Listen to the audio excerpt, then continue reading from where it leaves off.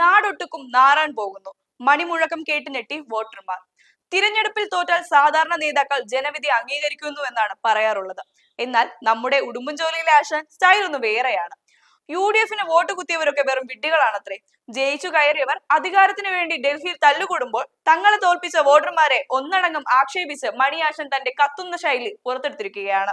ജനങ്ങൾ തെറ്റിദ്ധരിക്കപ്പെട്ടതാണെന്നും ഇനി നാട് മുഴുവൻ നശിക്കുമെന്നാണ് ആശാൻ പ്രവചിക്കുന്നത്.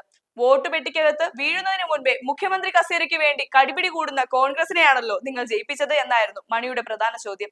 പരാജയപ്പെട്ടെങ്കിലും താൻ തളരില്ലെന്നും മുണ്ടും മടക്കി കുത്തി വീണ്ടും ജനങ്ങൾക്കിടയിലേക്ക് ഇറങ്ങുമെന്നും അദ്ദേഹം പ്രഖ്യാപിച്ചിട്ടുണ്ട്.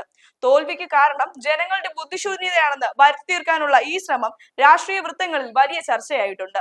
ജനങ്ങൾക്ക് വേണ്ടി ശബ്ദിക്കാൻ ഇനി തങ്ങളല്ലാതെ വേറെ ആരുണ്ട് എന്നാണ് ആശാൻ ചോദിക്കുന്നത്. ഉമ്മൻചാണ്ടിയോ അതോ അദ്ദേഹത്തിന്റെ മകനോ ഇനി നിങ്ങളെ രക്ഷിക്കാൻ പോകുന്നത് എന്നുള്ള പരിഹാസം വോട്ടർമാർക്ക് നേരെ തൊടുത്തുവിട്ട അമ്പായി മാറി. പരാജയത്തിന്റെ ആഘാതത്തിൽ പാർട്ടിയെ ശുദ്ധീകരിക്കുന്നതിനു പകരം വോട്ടർമാരുടെ വിവേകത്തെ ചോദ്യം ചെയ്യുന്നത് ജനാധിപത്യത്തിൽ എത്രത്തോളം ഭൂഷണമാണെന്ന് പലരും ചോദിച്ചു തുടങ്ങിയിട്ടുണ്ട്. എന്തായാലും മണിയാശാൻ തുടങ്ങി വെച്ച ഈ വിഡ്ഢിപ്രയോഗം സോഷ്യൽ മീഡിയയിൽ പടരുകയാണ്. വോട്ട് ചെയ്തവർ വിഡ്ഢികളാണെങ്കിൽ വോട്ട് ചോദിച്ചു നടന്നവർ ആരാണെന്ന ചോദ്യവുമായി ട്രോളന്മാരും സജീവമാണ്. പരാജയപ്പെട്ടെങ്കിലും ആശാന്റെ നാവിലെ മൂർച്ചയ്ക്ക് ഒട്ടും കുറവില്ലെന്ന് ഈ പ്രസ്താവനയിലൂടെ ഒരിക്കൽ കൂടി തെളിഞ്ഞിരിക്കുകയാണ്. തോറ്റെങ്കിലും പവർ പോയിട്ടില്ലെന്ന് കാണിക്കാൻ ആശാൻ ഇനി എന്തൊക്കെ പറയുമെന്ന് കാത്തിരുന്നു കാണാം.